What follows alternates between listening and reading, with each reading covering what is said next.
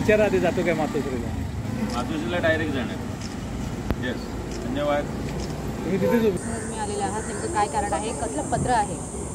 आणि मी या महाराष्ट्राचे शिल्लक सेनेचे प्रमुख आदरणीय आमदार उद्धवजी ठाकरे यांना उद्देशून एक महाराष्ट्र सैनिक म्हणून आज सकाळीच एक पत्र ट्विटरवर टाकलं होतं.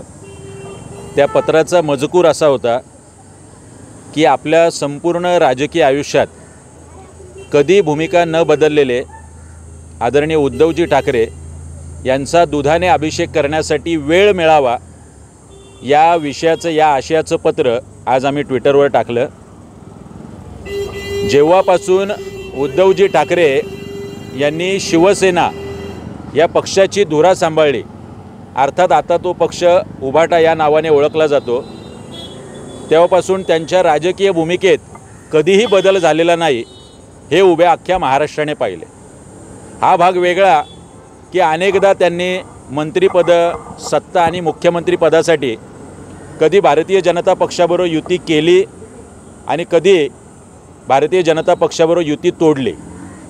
एवढंच नव्हे तर मुख्यमंत्रीपदासाठी चक्क ज्या आदरणीय बाळासाहेबांनी काँग्रेसचा विरोध म्हणून शिवसेनेची स्थापना केली ते वाक्यसुद्धा बाजूला ठेवून मुख्यमंत्रीपद मिळावं म्हणून शिवसेना आणि काँग्रेस आणि राष्ट्रवादी अशी युती करून या महाराष्ट्रामध्ये उद्धवजी ठाकरे यांनी मुख्यमंत्रीपद मिळवलं.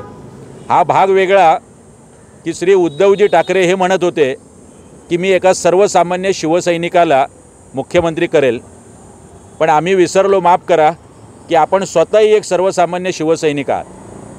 तेव्हा असा एक सच्चा, प्रामाणिक, तत्वनिष्ठ, कधी राजकीय भूमिका न बदलणारा, कुठलेही स्वार्थी मतलबी राजकारण न करणारे असे श्री उद्धवजी ठाकरे यांचा एक कृतज्ञता म्हणून आणि महाराष्ट्रावर त्यांचं ऋण आहे हे लक्षात घेऊन महाराष्ट्राच्या वतीने आम्हाला आपला दुधाने अभिषेक करायचा आहे, यासाठी आपली वेळ मिळावी म्हणून आज उद्धवजी ठाकरे यांना मनसे नवी मुंबईकडून प्रातिनिधिक स्वरूपात आम्ही पत्र पाठवलेलं आहे. त्यांनी लवकरच वेळ दिली तर आम्ही त्यांचा दुधाने अभिषेक करू. ज्या पद्धतीने अनिल कपूर यांचा नायक सिनेमामध्ये लोक दुधाने अभिषेक करतात त्याच पद्धतीचा अभिषेक करायची इच्छा समस्त महाराष्ट्राच्या वतीने आमची आहे.